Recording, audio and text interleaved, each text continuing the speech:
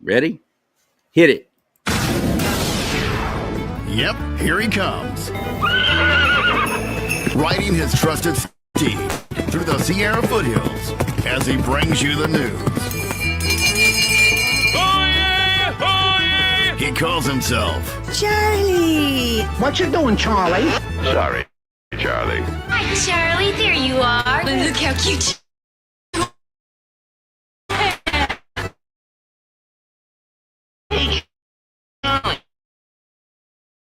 World of Disney. Ow, Charlie! Charlie Simons. Charlie bit me.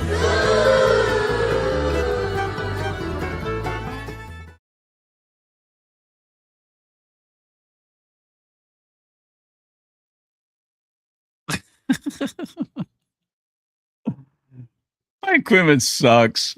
I have so many problems you just don't even know. And it's just kind of working with old stuff, refurbished stuff. I'm one of those fixed income guys now that I never said I would be. I was going to be a millionaire by the time I was 30. Just ask me. I'd tell anybody, oh, yeah, I'm going to be a millionaire before I'm 30.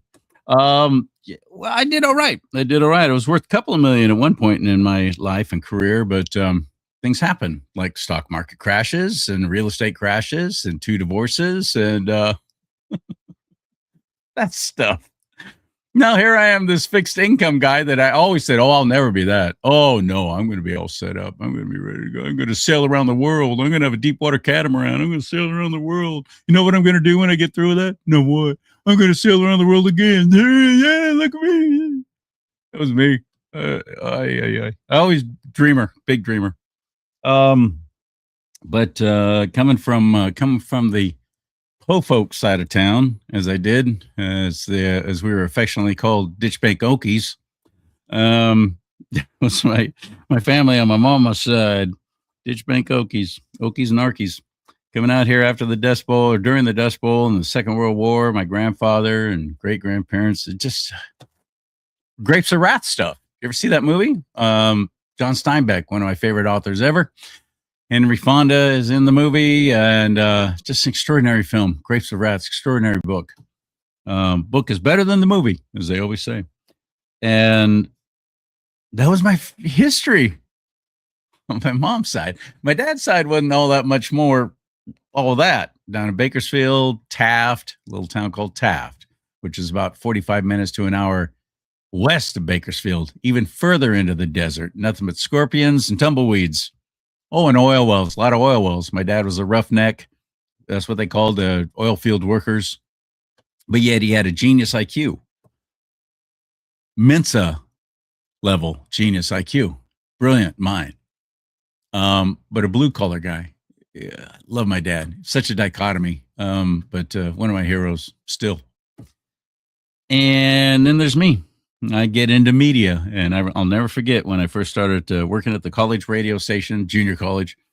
My dad said, son, you might want to think about looking into something else because I don't think radio and television pays all that well. I proved him wrong. I did really, really well. But like I said, life happens and stuff gets in the way, and gave my life to Christ Jesus when I was 31 and lost that 6-figure income gig in the Bay Area, and still had successes and got into real estate, did really, really well with that, and had a TV show, my own TV show. There was a real estate show, and that did really well. And then 2008 happened, and it all went away. In a year, it all went away. 3 houses lost to foreclosure. So why do I tell you all this?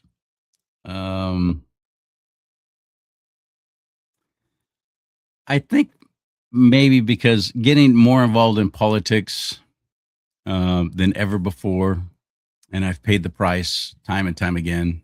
Dogs, shut up, shut down, fired, all for taking a stand. And it's proven one thing to me. You can't rely on your own fellow citizens to step up and go, hey, this isn't right. This needs to stop. You're going to have to find a way to make it yourself. And my way I found was doing this podcast. Started about 5 years ago during the whole COVID shutdown. Lost my job with the Salem Media Group due to COVID cutbacks. Over 300 of us all across the country on the same day got let go. I can't blame the company. They were in trouble, serious trouble. And they're not bringing us back because people aren't hiring in radio and television. They're firing these days. Because we don't need it anymore. We don't watch it anymore. We don't need a DJ to play our favorite song. We don't have to wait to find out what fun things are happening this coming weekend from the radio or the community calendar on television or anything like. We don't need it. Everything's on our phone. So we don't need the media anymore like we used to, but yet we're relying on it more than ever before too. Social media. And social media has been absolutely next level worse when it comes to censorship and shutting people up, shutting them down, shutting them out, silencing them. I can tell you stories on that too. But suffice it to say, I think after 4 years of Biden and after 8 years of Governor Hairdo, Gavin Newsom, and 8 years before that of Jerry Brown, just a pathetically horrible governor, but yet we elected him for 4 terms. If you're 40 and under, you probably don't even realize that Jerry Brown served in the 70s for 2 terms. He was a bad governor then. Coming off the heels of the success of Ronald Reagan and others, Jerry Brown he ran us as quickly as possible towards socialism. Then he went away, but then he comes back. He comes back and we elected him twice. And then the mayor of San Francisco, Gavin Newsom, who legalized homosexual marriage within the city limits of San Francisco, which when he announced he was running for governor, I went, there's no way he's going to win. He went completely against everybody's will, legalized homosexual marriage in San Francisco. There's no way he's going to win governor. Boy, was I wrong. Twice. At least terming out. We have a chance of actually having a Republican. My guest today, Arthur Schaper. He's back. Everybody loves Arthur. We were both saying, please vote for Chad Bianco. We both were. And then President Trump came out and said, I'm endorsing Steve Hilton. Oh, shoot. Nothing against Hilton. Somebody asked me that in one of the comments on my Rumble channel just yesterday. What have you got against Steve Hilton? Nothing. And he's the only choice I have now, so I will vote for him. And I will support him. And I'll have him on the show again. I had him on twice before the primary election. He was fun. I used to watch him on Fox every Sunday night. I DVR'd his show so I didn't miss it. I liked it that much. So yeah, I like Steve Hilton. I just think that Chad Bianco would have been a far better choice for us at this juncture, at this point in our time and our history, and we're so in trouble. Because Bianco actually told me how he was going to fix things. Steve Hilton just said he was going to fix things, but Bianco said, here's how. That made all the difference in the world to me. How about my fellow Californians? Are they going to get on board and finally actually show up to vote? Registertovote.ca.gov. Registertovote.ca.gov. Please. Are we going to show up and actually vote in person? That'd be nice instead of relying on the vote by mail because that's where they're cheating. One America News thinks so. What's his first name? Preston Sharp. I like this guy. He's got a report on California. Of course, this goes back a few months. This is before the primary that they came out with this story. Decades of radical Democrat leadership, and polls show nearly half of all voters say they'd support a Republican governor. One America's Pearson Sharp has more.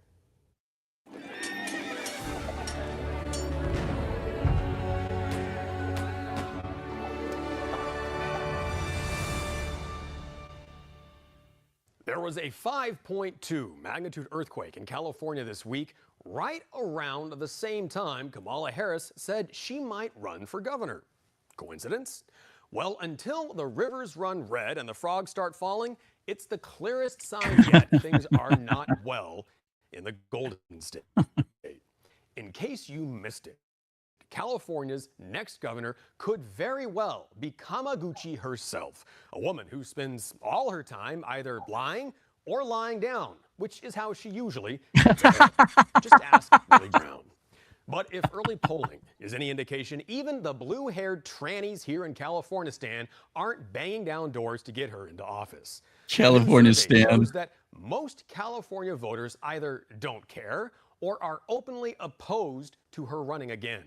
On top of that, and this is incredible in the deep blue of California, but nearly half of all voters here say they'd consider a Republican for governor. When the Democrat candidates are so bad, liberals would rather vote for a Republican, that tells you something. It also proves Kamala's brand of communist cronyism isn't fooling anyone, even here in California. Her image is in the dumpster, and she belongs in there with it. But the Democrat Party is still keeping her on life support for some reason. So with the White House off the table, Sacramento gives her the chance to stay relevant she so desperately needs. Of course, if she does run, it would be as the heir to Gavin Newsom, a man whose legacy is actually being worse than Jerry Brown. Under Newsom's watch, California has embraced open borders, rejected voter ID, and handed out taxpayer money like a Pez dispenser to illegal parasitic criminals. In fact, Newsom just signed a new law forcing California to spend 15 times more on health insurance for illegal aliens than it does on preventing fires. So, while your insurance premiums skyrocket and dry brush piles up in your backyard like kindling, the state is making sure people who broke our laws to get here have full scope health care, including dental, on your dime. Do you have that kind of coverage? I didn't think so. Mind you, this is after last month when Newsom had to borrow $6 billion in 1 month because he didn't have enough funding to cover for Medi-Cal, which is going bankrupt, providing coverage to illegal scum. That's not all. Newsom and the Democrat anti-oil policies just forced one of the last remaining refineries here in California to shut down permanently, meaning gas prices are about to skyrocket. This is exactly the kind of forward thinking we could expect from Kamalama Ding Dong. America last, as always. But there is a bright spot on the horizon, a chance to turn all of this around. It's Chad Bianco, the Riverside County Sheriff and the most promising Republican candidate in the field by a mile. And unlike the usual GOP sacrificial lambs, Bianco has teeth. He refused to enforce Newsom's lockdown mandates. He openly challenged California's sanctuary policies, and he's called for the repeal of SB 54, the law that prevents police from helping the feds remove criminal, illegal aliens from our neighborhoods. If Republicans can rally early and avoid the infighting we're so famous for, Bianco might just have a chance, especially as Hispanic voters turn their backs on the Democratic Party, betrayed by crime, inflation, and leftist policies that put illegals ahead of their own hardworking families. The next governor has to stop the sanctuary madness, fix the deficit and the debt, and make life bearable again for real Californians who are tired of being second-class citizens in their own state. And Kamala the Khan isn't just more of the same. She's the worst part of everything that's broken. As vice president, she sat back and allowed the biggest collapse of small businesses in American history. Between 2021 and 2024, 10 million small businesses vanished. Right. That's 1/3 of the entire country's backbone wiped out. Biden and Kamala did that together. She cheered for the lockdowns, the mandates, and $1.7 trillion of new regulations that crushed the business owners who managed to survive the first round of destruction. And let's not forget, she loved the Green New Deal. She wants to ban gas cars, hike taxes on working families, and thinks free health care for illegal alien invaders is a great idea. Courtesy of the taxpayers, of course, who can't afford to fill their own refrigerators. Now, contrast that with Chad Bianco, a constitutional conservative, a sheriff with a spine, someone who actually cares about the people who live here, not just the ones who sneak across the border. If Republicans are serious about turning this state around, Bianco is our shot, because as California goes, so goes the nation. The first step to taking back our country starts with taking back the Golden State. If voters want more fires, fraud, and freebies for foreign nationals, Kamala's waiting on her broomstick. But if they're ready to stop the madness, there's finally someone worth voting for. And no, it's not Dan Ball, although we'd love to see him running for governor. It's Sheriff Bianco. California, this is your chance. Don't be like Kamala and blow it.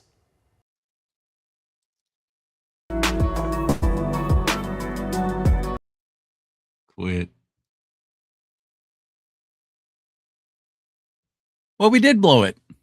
We absolutely blew it. It was such a golden opportunity, and we blew it.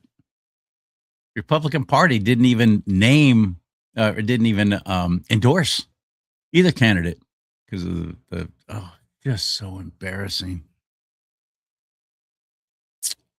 Here we go.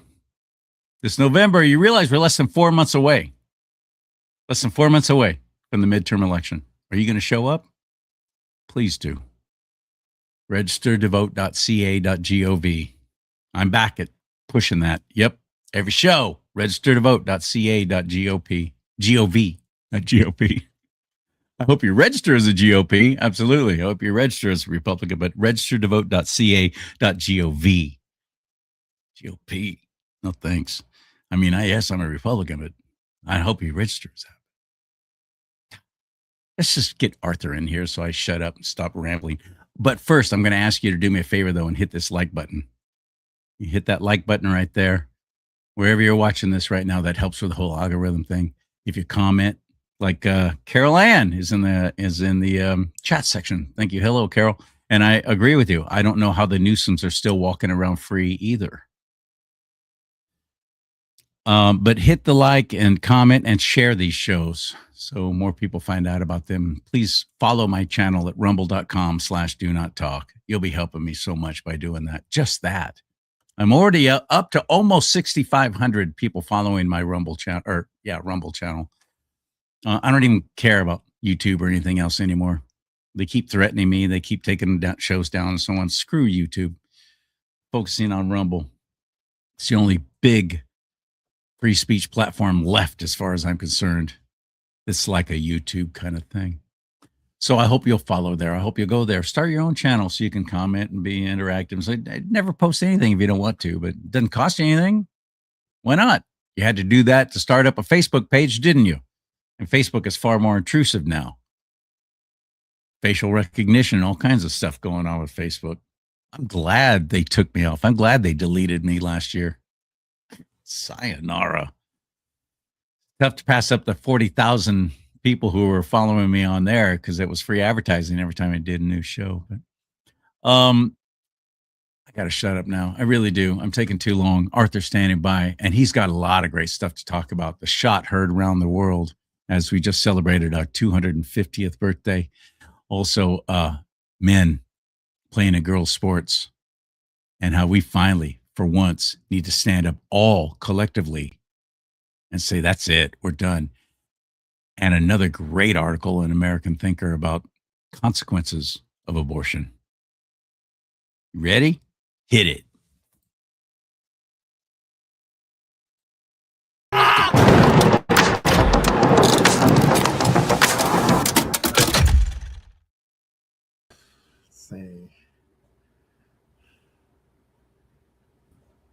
I'm having so ridiculous amount of computer problems here right now. It's not a problem. I'm coming in loud and clear. And I see We're it just live right now. We're live on several platforms. So thank you for your patience. Not a problem. That's why I brought up in the very beginning. I'm in so desperate need of some new equipment. So yeah, if you can help, go to my website, charliesimons.com, right down here. And do like Arthur did. Actually buy some of my products there. Shirts, hats, mugs. All right. Hello, my friend. so Welcome much. back. I want to give you like a positive space. You did become a millionaire. So maybe you didn't become a millionaire at 30, but you became a millionaire. So you did. Dreams do come true, and they can be restored. So I want to just. I met my goal. That's right. Not exactly in this time frame I was hoping, but that's all right. I'm grateful for it. Let's talk about what did you do for July 4th, Independence Day, 250th birthday. Where were you? What did you do? Oh man, 250th. This is such a wonderful celebration. We've made it. Our republic has made it to 250 years. Everybody often says, well, republics usually don't last more than 200 years. Yet here we are. We're still standing. We have the longest enduring constitution that has been maintained, respected, and enforced. That's important. What did I do? Well, in Tujunga Canyon, they have a 4th of July parade every year. Bonnie Wallace of the, the Greater Pasadena Republican Assembly, she reserves a spot and everybody can join. So I go up there, and who wouldn't want an opportunity to be able to celebrate Independence Day and to be in the parade, not just on the sidelines. So I do that. I've done that 4 years now. This was a very highly attended event. Lots of people signed up to participate. Smokey the Bear was there. I know Danny Trejo was in one of those parades 2 years ago. You've got a lot of little league sports that they joined too. So that's a lot of fun. Everybody was just really excited. I love that stuff. And then a veteran in Redondo Beach invited me to his Veterans Hall. It's a Post 184 there in Redondo. So I went there to have lunch with him and others. I got to see some veterans from the Korean War as well as from Vietnam. The Korean War stood out. These were Korean Americans too. And they had fought on our side, or they immigrated. I think, they're different backgrounds, but here they are in the United States. I just missed him. There was a World War II veteran who had attended, 98 years old. Oh, no kidding. But the daughter took him home, so they got to be really careful. He's getting on in years, but they're still around. Be at least 100. So, it's got to be at least 100 now. 98. He was 98 years old. Yeah. But you got a lot. Yeah, they're crossing into it. I know there was a couple of World War II veterans were at President Trump's celebration in DC. There's a great photo of them sitting in their wheelchairs. I mean, they're that elderly, but they get to see the entire fireworks display. What I'm really proud about too is this is such a contrast to in the United Kingdom. I think it was either earlier this year or late last year, but there was a 100-year-old veteran of World War II. He was at D-Day, and then they brought him on the show, and he just broke down and said, I am so ashamed of what has happened to our country. It wasn't worth fighting for. Oh gosh, it just broke my heart to hear that. But you know what? He was right. The United Kingdom has betrayed its veterans, has betrayed its people. We did have a similar circumstance. Sadly, this was during Biden's administration. There was a Marine, 100 years old, wearing his full regalia, and he broke down and cried and says, this country's going to hell, and the people don't know how good they have it, and they'll only know it when it's gone. I don't know if you remember that man, but it just really. I made that video. Yeah, it was at the home that he lived in, the care facility. They threw a birthday party for him. Yes.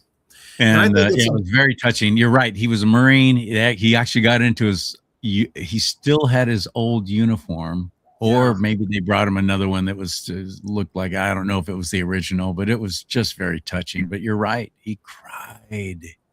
And I'm really glad that he spoke up. That's what we needed to hear.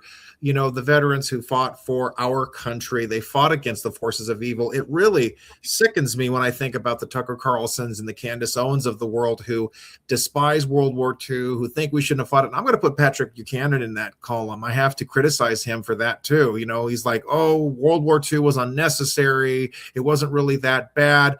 Well, you tell that to all the veterans who were killed at Pearl Harbor. You tell that to the people who got hurt in Goleta. You talk to the men and women who put their lives on the line fighting the Japanese, fighting the Germans, fighting the Italians. This really hits close to home too. Here in Torrance, California, we have one Medal of Honor recipient, Ted Tanui.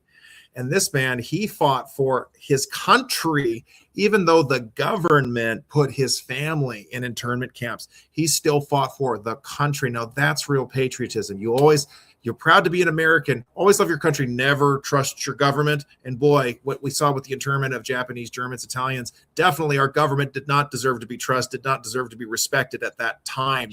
And yet he still fought for this country. He died in Anzio in Italy. He has a commemoration here in Torrance, and I'm praying that we can improve the memorial for him outside of my alma mater, Torrance High School. So this is July 4th, very close to home for me. Just to wrap up, I tried to go to Huntington Beach. I've always wanted to go there for their festivities, but everybody goes to Huntington Beach. I had to turn back around, come back to Torrance. We have a wonderful park up on the hill near Palos Verdes, Rocket Ship Park, and I got to see all of the fireworks displays across the bay. So it was a lot of fun. I had a great 250th. I'm so glad to celebrate. You tried to go to Huntington Beach. You should have swung down to Newport Beach. You could have been a part of all these festivities.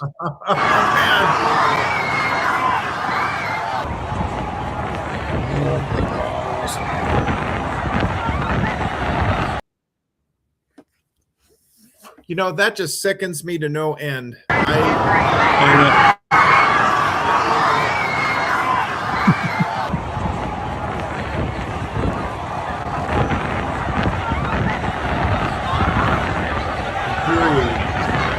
Let's forward through here a little bit. There we go.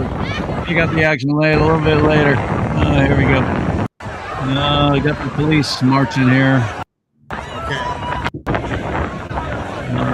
Yay. Look at how fun. How fun it all was. Good, I'm glad.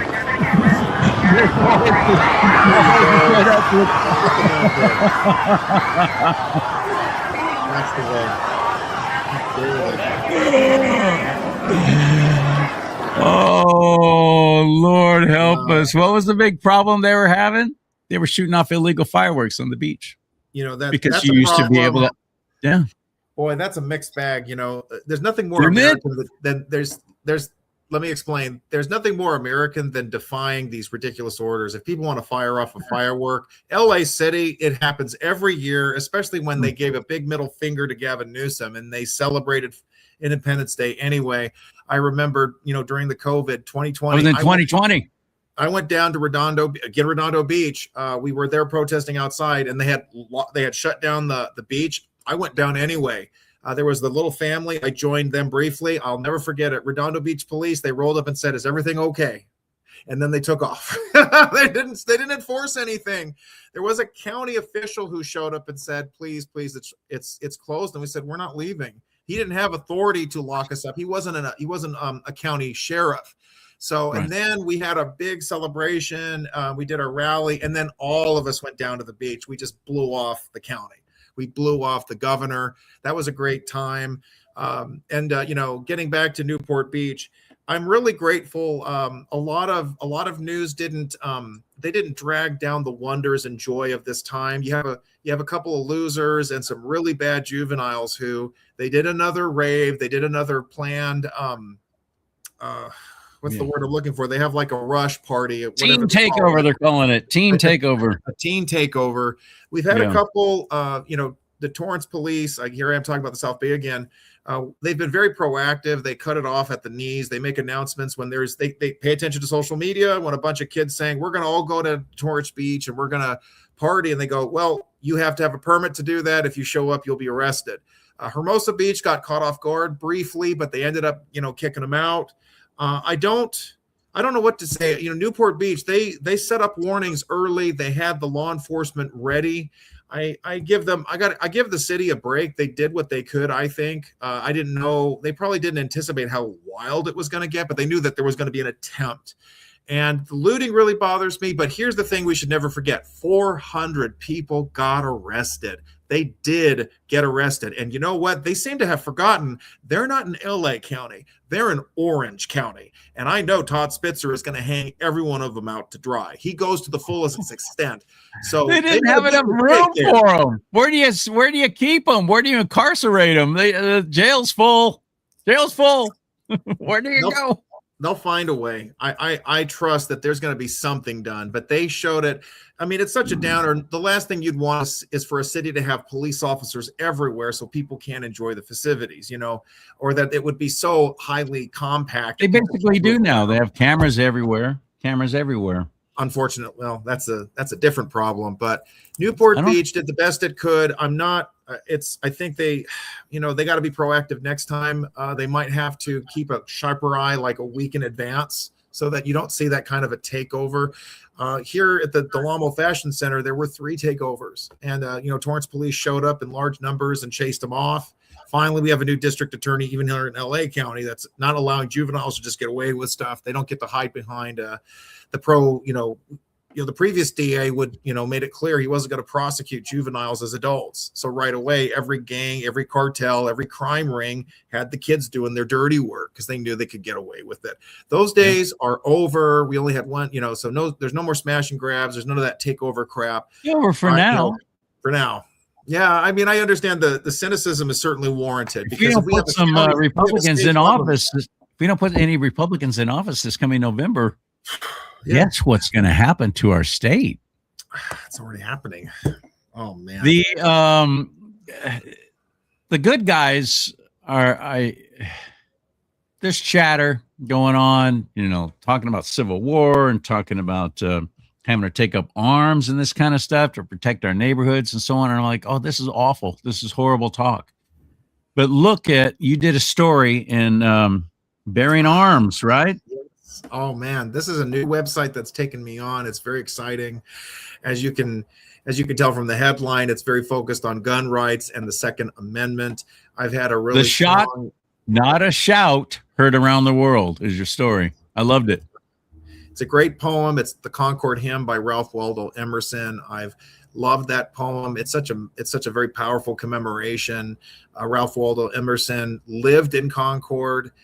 He had relatives who one of his relatives was an eyewitness of the Battle of Lexington and Concord. And that's the first battle. And that was, history. That was epic. That was a worldwide shock that you had. And we were not officially a country. We did not have a constitution. We did not have an army, a standing army when this all happened. These were farmers.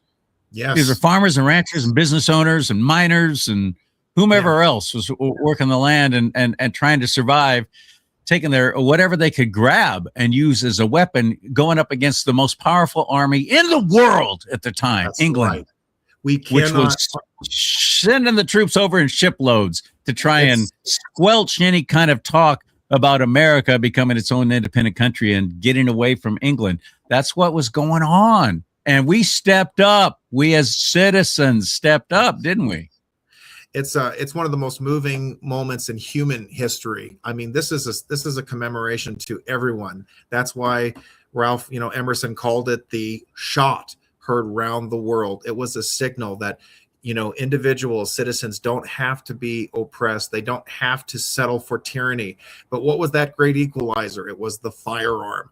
They had their guns and they fired back at the British. In fact, the explicit issue that ignited their fight was that the British tried to take their guns away. And the farmers and the businessmen said, no, you're not. And they fired right back. This reminds me of a great scene. It's in Gran Torino, where you have all of the Hmong gangbangers doing all kinds of stuff. And then they come on to Clint Eastwood's property and he takes out his gun and he says, get off my lawn. And that's exactly what it's about. Get off our property, stop violating our rights. And that's what we did as a country. And that's what the Second Amendment is about. It's not just about frightening the bad guys or killing animals. This is about keeping an evil, oppressive government in line, that they know that they can't violate our rights, oppress us, and subjugate us again. That is the whole point. It reminds me of the blow up that happened when Tom Selleck was on Rosie O'Donnell's talk show, when she had a daytime talk show. And, Rosie was like, how many guns do you need? Do you really need all these guns to shoot deer? And he corrected her and says, this is not about hunting. It's not about public safety alone. This is about keeping tyranny in line. That's exactly the message that Lexington Concord was about. That's what the Second Amendment is about. And it's a poem that I analyzed in degree. I looked at the key words that Emerson used, just really showing how there was the local history tying in with eternal value, with eternal history, breaking out. And it's just such a moving poem. And I had to stress it again, this is something that we have that has been very special. And I've talked about this on previous shows with you. We are a special, unique country in part because we recognize that governments at their core can become tyrannical. At their core, they are a necessary evil, and they have to be kept in line. Citizens must have firearms. Shame on the Piers Morgans of the world. Shame on the gun control, the Moms for America, not the Moms for America, but rather, Everytown or the, March for Our Lives people. They want to take our guns away, and we cannot allow that to happen. We have to insist, no matter how crazy things may happen, no matter how many gun deaths that may occur. People love to skew the data. It's all wrong. Having that firearm is so important. And every attempt at a revolution, every attempt at overthrowing a tyrannical government, we have seen it fail because people don't have the guns. They can't. We see it failed now. There's all kinds of great examples. We were talking about World War II just earlier. The reason why the Emperor Hirohito, when asked why you didn't actually storm the mainland, the United States of America, and it was all because they have guns. Wow, I didn't know that.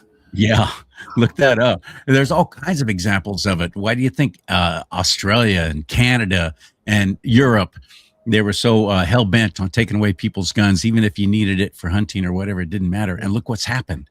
Look how these entire countries are being taken over and swarmed and decimated. This is awful. This is our future. The only reason why it's not going to happen is because we have guns.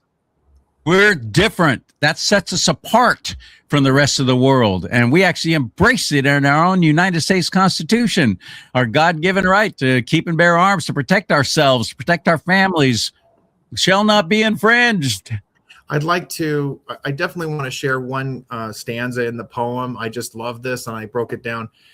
Spirit that made those heroes dare to die and leave their children free, bid time and nature gently spare the shaft we raise to them and thee. This is a spirit, this spirit of liberty. This, it actually ties in with our Christian faith, our Judeo-Christian heritage. This, you see it even, I mentioned it in when analyzing previous stanzas. You had the forefathers, the Israelites who left Egypt to the promised land, overcoming that tyranny. In fact, the flight of the Israelites out of Egypt, that was going to be our national seal. I think that was Thomas Jefferson's suggestion, but it was ultimately voted down. It was too complicated. So they went with the eagle holding the arrows and the wreath instead. But it's just, they were aware of what they were fighting for, and they dared to die. They were not afraid to give up their lives for this greater glory that we get to celebrate. And I was so glad when I put this together and I sent it to the Bearing Arms editors, and they ran with it, and they were able to give it, put it right there on for Independence Day. So that was it's very inspirational. I suggest that you look it up. BearingArms.com, is it? Arthur Schaper on there, Schaper. Yes. Or you can go to his blog spot, and you can always see what he writes there. And I put it up there strongly too. Suggest you follow it. It's A Schaper 1, the number 1, Schaper 1.blogspot.com. Yep. Thank you. I appreciate it too. You gave some history of Ralph Waldo Emerson when he wrote that Shot Heard Around the World about his dad. His dad was an actual pastor and was there at where the big battle happened, was actually there and was a part of it, experienced it. Boy, it still gives me shivers thinking about it. You know, this I know.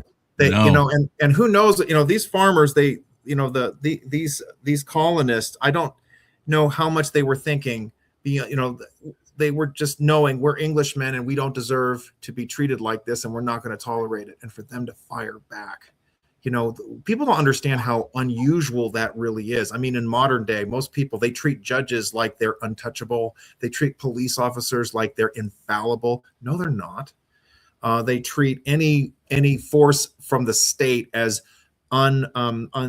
insurmountable, and that's not it. No, they are not the final authority. No, hell no. They're scared to death of us actually raising up our voices and saying, That's no, the way no, it should no. be. And thanks for, and I there's another one, people have forgotten this story, but another example of how the Second Amendment, it's about protecting our rights against the government. I've always loved the story of Clive Bundy, and he and the ranchers, when the Bureau of Land Management, a federal agency, was going to take his cattle, and militias, individuals from the different states, you know, from Utah, from, you know, Arizona, Idaho, and Colorado, and they showed up and they held off and they forced the BLM to back off. That's exactly what the Second Amendment is for. The federal government had to back off. No, you're not. That's exactly what it's for.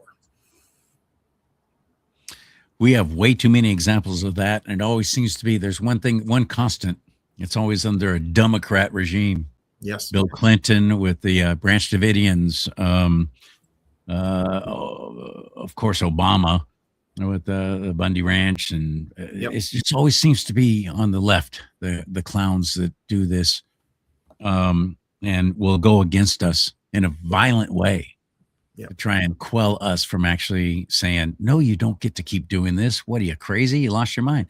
But if our own people don't rise up and don't come together, if we don't actually let our voices be heard and say, no, this isn't right. If we just sit back and go, oh, well, like, yeah, I don't really feel that way, but I'm not going to say anything because I'm afraid of people shouting at me, like what has happened with boys and girls sports. Oh, brother. I mean, and let's move on to that. I'm Charlie Simons. This is Do Not Talk.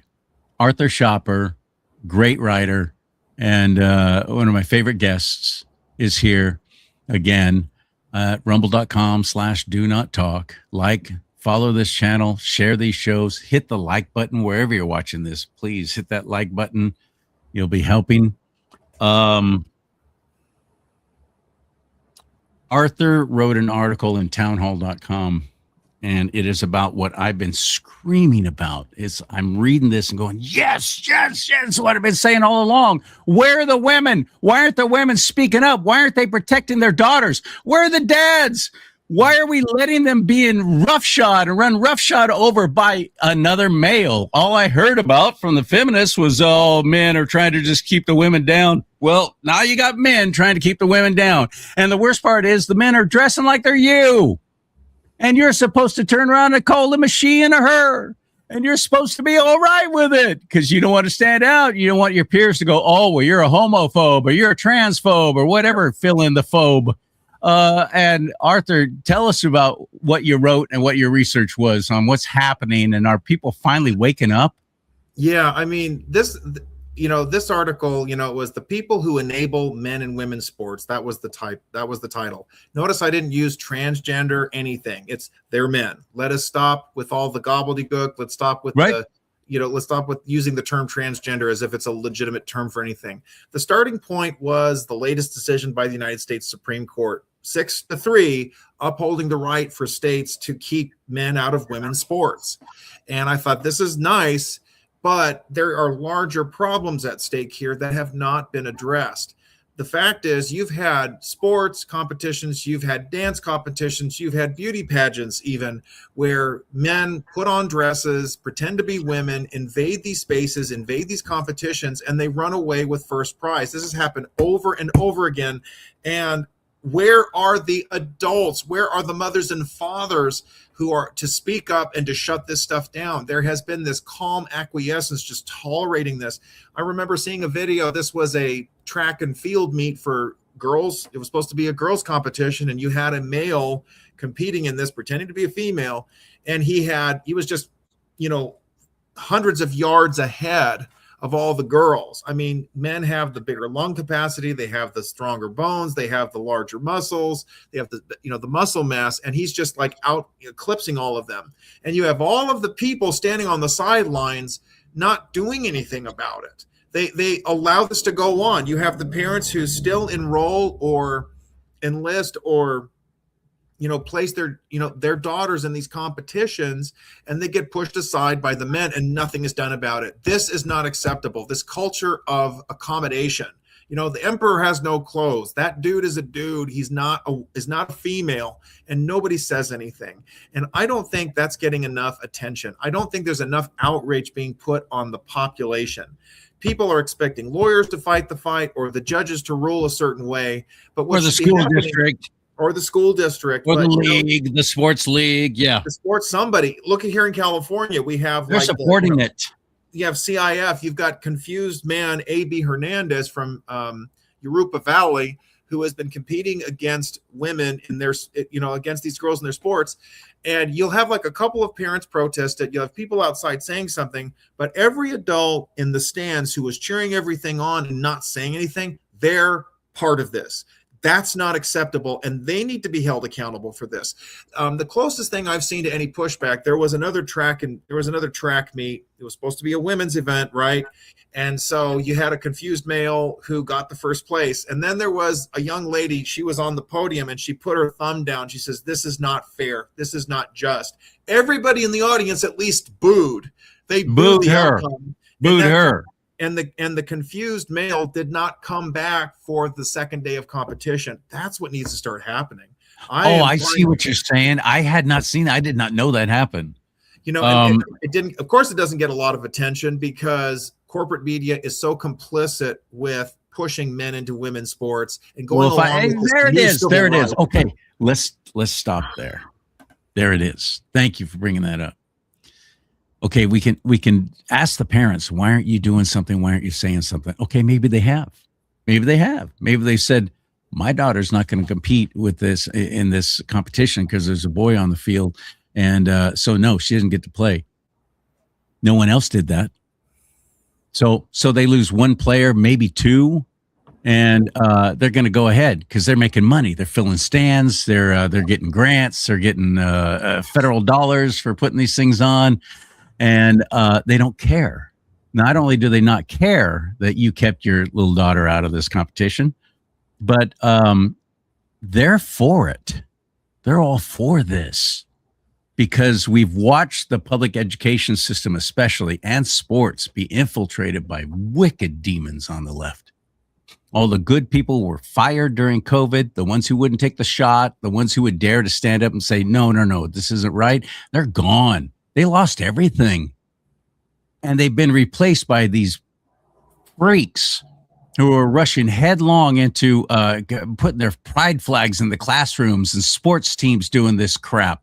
They're all on board with it. They're all in favor of it. They love what's happening to the nuclear family because they're doing their father's work just as quickly as possible, and his time is short.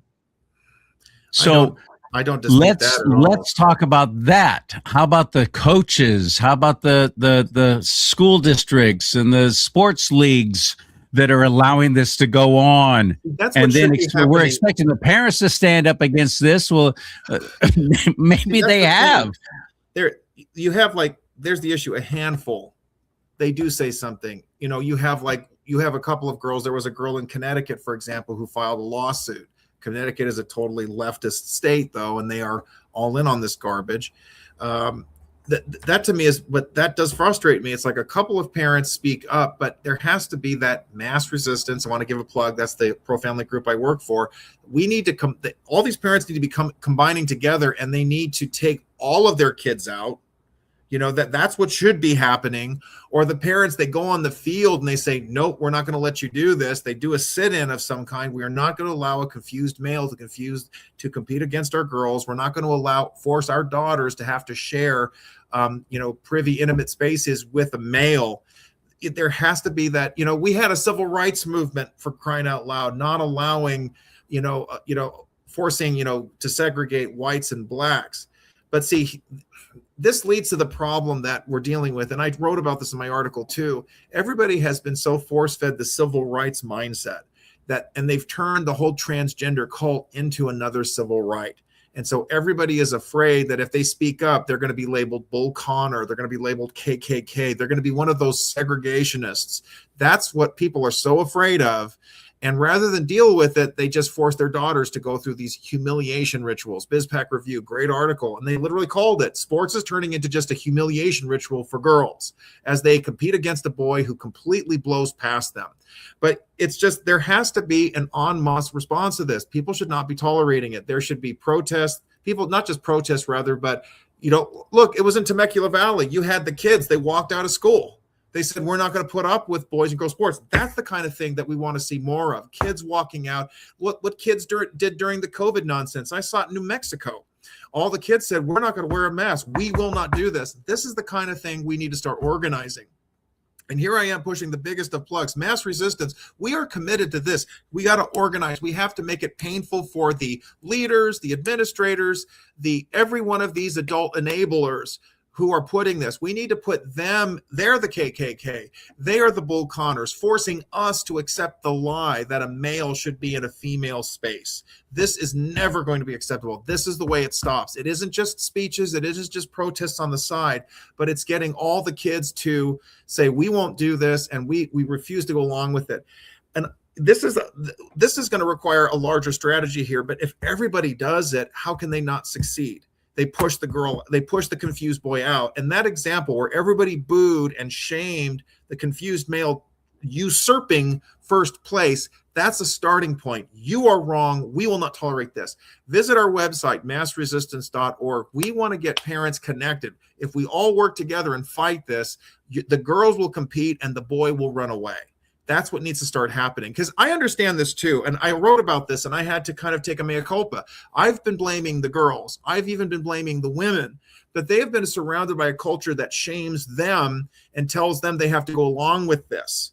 And what are they going to do? We expect this one girl by herself to do it. Parents are supposed to be there to encourage their girls to stand up. They need to see that example from all the parents stepping up, to see leadership on that school board saying, no, we're going to do this. Go ahead, cut our funding gamut. This is something else we've been trying to work on for the last 3 years in mass resistance. We've been making connections little by little with school board members to try to get a coalition of school districts to start saying, no, we're not going to comply with these laws anymore. Just like the farmers on that field who said, we're not going to comply, and they fired back. Now, I'm not saying that school boards have to get guns and start shooting at the governor. I don't think it has to get that bad. But it's time to have that uniformed mass resistance. We will not comply with this. We won't wear the mask. We won't take the jab. We won't allow the confused man in the women's sports or spaces. That's what needs to happen.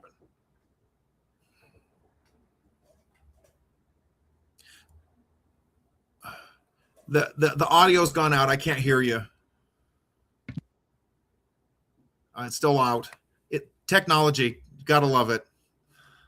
You can hear me apparently. I can. I hear you perfectly. That's been my big frustration with women saying, where are they? How come they're not speaking up? How come they're not speaking out against this? But I've seen videos and YouTube and shorts and so on of women who have stood up against their gym, letting some dude strut around with his junk hanging out, saying, yep, you have to call me a she and a her. And in the locker room, while they're all trying to dress and all trying to shower, girls in high school sports and college sports changing in their vehicles because they don't want to go into the locker room where the boys are. This is insane what has happened. And I've been saying, why aren't the women speaking up? Well, I do believe they have. Some of them are. Not enough. That's the problem. Not and enough. And then the other thing is, what about the dads? Where are the dads? How come that? Well, I see them too. I see them showing up at school board meetings. They get arrested and so on for speaking up. One father, Loudoun County, we all saw that. But here's the thing too. I have to go after this. Part of the problem why I think there is this there's this unwillingness. Again, they're still kind of trapped with this misunderstanding of the civil rights movement and civil rights in general. They still kind of buy into that falsehood. I gave a couple of examples of this in my article. You'll have parents and they'll speak out and say, I don't want my daughter sharing, a bathroom, a locker room, or a sports team with a male. But here's the problem. They will then also say, oh, I have nothing against the transgender community. I think They preface it with that crap. Matter. Even when they get up and speak against it. Well, I have friends who have trans children. I love the trans community. Why are you saying that? Why do you have to apologize for what the stand that you were about to take? Why do we do that? That's the problem. And that's, again, why mass resistance, we've had success, because we don't cave, capitulate, or compromise in that regard. We call out the mental illness for what it is. We call out the destruction, the perversion, the dysfunction for what it is. You don't accommodate it. You don't half-ass it. You have to call it what it is. And as long as there's this false mindset, it's always going to make you hedge your bets. There's always going to be that guilt trip. Oh, well, we're discriminating against this poor, this poor transgender female. That's a male, and the parent should be in jail for, for transitioning, mutilating that kid. You don't accommodate it. You don't appease it. You don't enable it. And that goes right back to my title, enabling. This enabling is a problem. I want to build on that point you made, which is that a lot of the people in the audience are okay with this. They are complicit. That's a big problem. We see this in California. We see this in New Mexico. There was the San Jose college women's volleyball team. They had a confused male on their team, and he hit the ball so hard that women in other sports were getting hurt. And it's like, there has to come a point where we're not going to tolerate this anymore. There has to be a rugged effort. And I got to give some credit. You have, just like there was with Pride Month last month, you had the York Revolution minor league baseball team. They all refused to play because they wouldn't wear the Pride jerseys.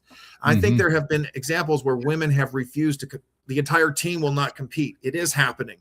I've got to start giving them a shout out. Sorry if I can't give you their specific names. I remember during a fencing competition, there was a woman taking on a man pretending to be a woman, and she took a knee and she says, I will not compete. So she initially forfeited, but then they put her back in the competition. They got rid of the guy. They did. So there are people who little by little are stepping up. I want to give them that credit. I want to say this again. It's not right for us to be beating on the girls from K through 12. No. It is not fair. We need to be, who are we to expect them to do all the fighting? It's the moms. The weirdest thing is we're literally showing approval and saying it's okay, little Johnny, that you have a freaking mental illness, which is what it is. It's a mental illness, and it's been perpetrated on them by their own teachers, by their own parents, by their own community. It's okay. Yeah, you are a girl. Yep, you certainly are. Well, let's get you on some puberty blockers right away, and let's alter and change your body for the rest of your life to where you're going to be dependent on big pharma for the rest of your days, however long that is. And oh shoot, you ended your own life because you were so completely miserable after you jumped through all these hoops and you never were happy, and it only complicated and made it worse.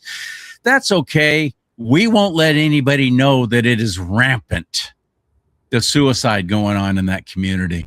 Yep. The ones who have transitioned, and the ones telling the story are the ones who have come back. The child abuse. And they don't get a platform. People don't talk to them. Erin Friday, I love the work that she's doing out of San Francisco, as a matter of fact, showing up the state Capitol building. And she's held many different rallies on the steps of the Capitol building with these boys who have said that they're girls and jump through all the hoops to become a girl, and then realize, holy crap, this sucks. And I'm an adult now, and I realize what a dumb idea this was, and I want to go back. She gives them a platform. She gives them a voice, but nobody's listening. Nobody's watching. And I love your article. Thank you for writing that. It's at townhall.com. Look up Arthur there. Larry Sand, he's an education reformer. He writes every week about the slow disintegration or the rapid collapse of public education, how corrupt it's become, how kids are fleeing. He was a huge school choice proponent, and now he just wants to shut down public education entirely. It's all. So do I. He just got to that place. It's a socialist education system. Yes. The whole premise of it is based on socialism.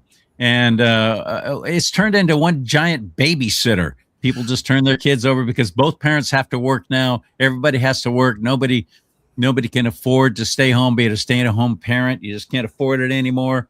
And it's insane what's happening. It's sad, and it's got to end. And I don't know how. I don't And the know reason, how. and specifically, and I just give a shout out to Larry Sand. He wrote to me, he's the one I often am grateful for what he writes, but he wrote to me, this was a great article you wrote calling out the whole enabling adult culture that has allowed this transgender madness to persist.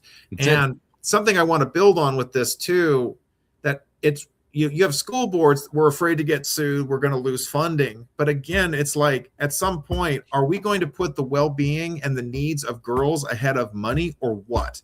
You talked about that earlier. It's like the sports, the sports arenas, the vendors, it's all about money and who is getting hurt in the process. This is so wrong. It is so destructive. It's shameful. And there was a story about this Westminster. It was an elementary school district. There was an issue of a confused boy going into girls. We had this transgender madness. This was like maybe 20 years ago. I think it was 2008, 2009. And the school district was saying, no, we're not going to do this.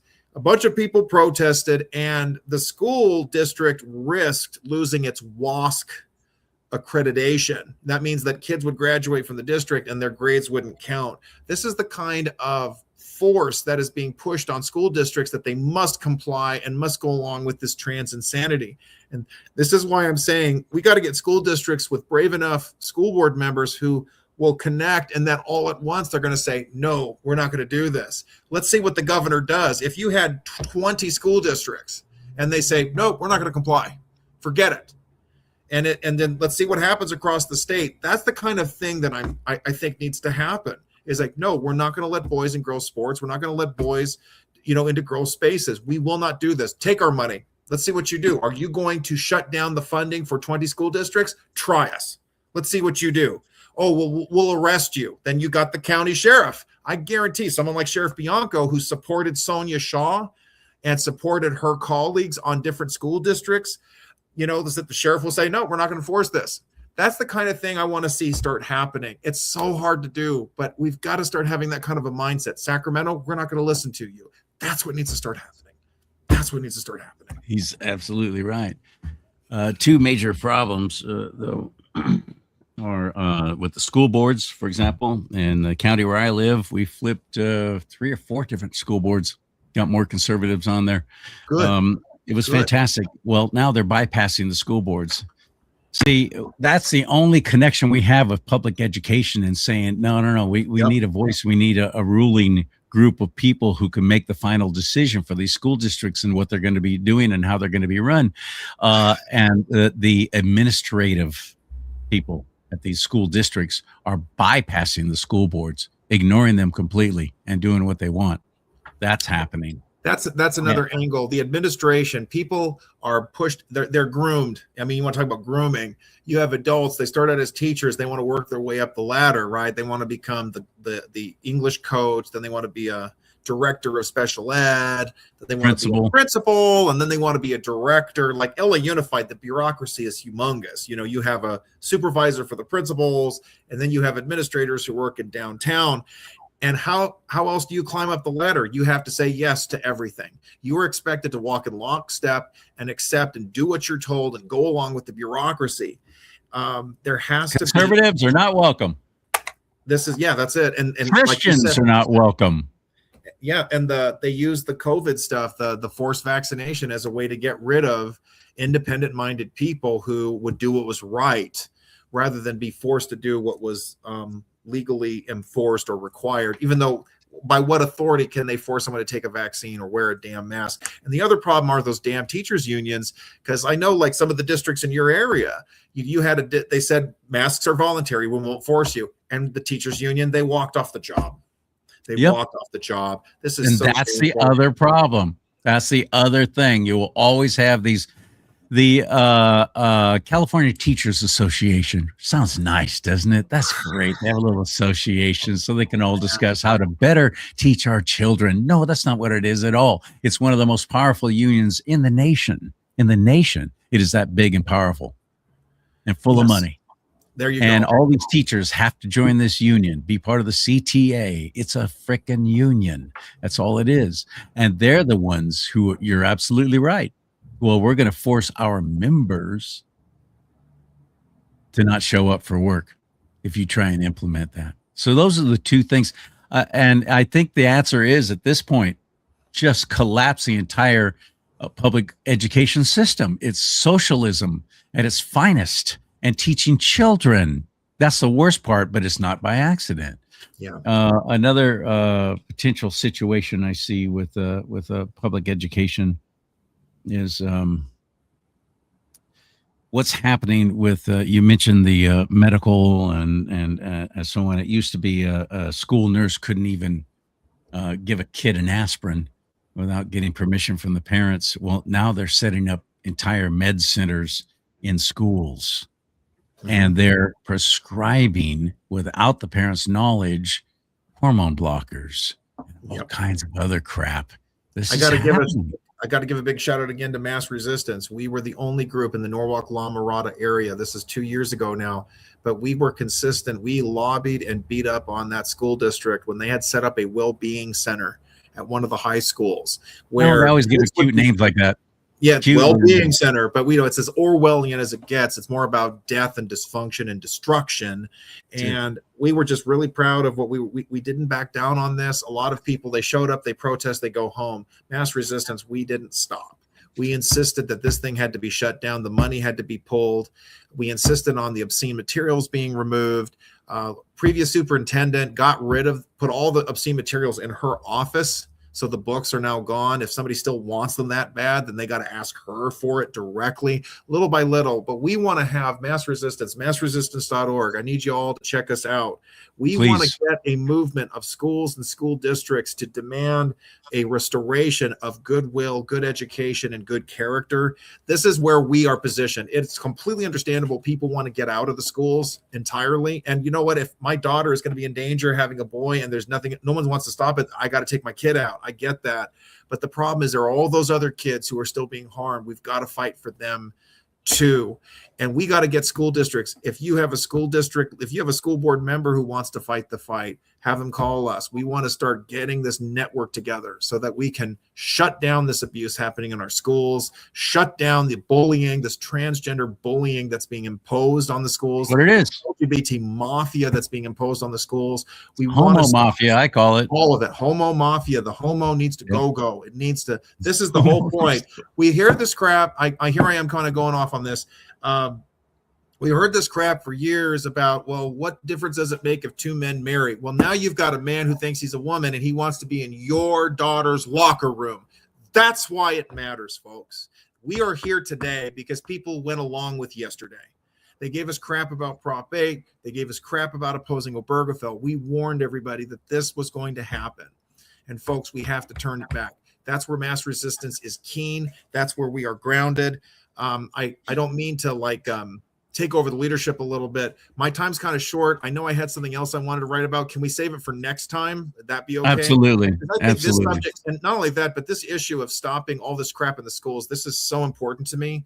And what Mass Resistance is doing is so important to me that I want to really double, triple down on your audience reaching out to us. If you're in Placer County, if you're in Siskiyou County, I don't care if you're in San Francisco, San Mateo, if you want to put a stop to boys in the girls' spaces, let's get together and make this happen. Massresistance.org. This is my commitment. We are pushing on this. We have to stop allowing adults to stand on the sidelines and enable this. Let's put an end to it. Larry Sand liked what I wrote. A lot of people have supported what I've been doing. Charlie, I'm with you, standing 100%. We need en masse resistance against this abuse. All of it. Yeah. Strap on a set, parents, moms. Stop making the girls do it. I can't, again, here's the third time I'm kind of mea culpa. These girls, why aren't they saying something? It's not their job to. It's the adults, it's the parents, the coaches, the teachers. Yeah, it's not the girls. Oh, no. I'm talking to the parents. I agree with you. That I'm affirming what you're saying, and it's on me. I just this is it. And it was the same thing. I mean, when we were fighting the mask mandates here in the South Bay, I was like, let's help the kids to say no to teacher. And the parents were saying, the kids need help. You can't expect a 10-year-old to stand up to a teacher. on their own right away. They need No. to be trained, And and they need the parents supporting them. Like I think we've all forgotten about the power of peer pressure. Yeah. I mean, when we were teens, it was very, very powerful. You wanted to try and fit in. You wanted to be part of the crowd. You There didn't you want to go. stand out. Very few of us were actually brave enough to go, I don't care what you do. This isn't right. No, they're afraid. They're afraid. We've forgotten what it's like. It takes time to develop that kind of courage, and adults need to show how it's done. Exactly. Take some responsibility. All right, my friend. Thank you so much. Find him at aschaper1.blogspot.com to read all of his stuff, and I suggest you do it. And also massresistance.org, massresistance.org, a vitally important group that I hope you'll explore and see what they're talking about and what they're doing. They're taking the fight to the front lines, and I love them. I appreciate them so much, what they're doing. Thank you, my friend. I'll talk to you soon. Thank you, Charlie. All right, my man. And you can support me and help me by buying one of these mugs. My website right here. It's $20. I know, $20 for a mug. Well, I can get that on eBay for $2.99, made in China. Not this, you can't.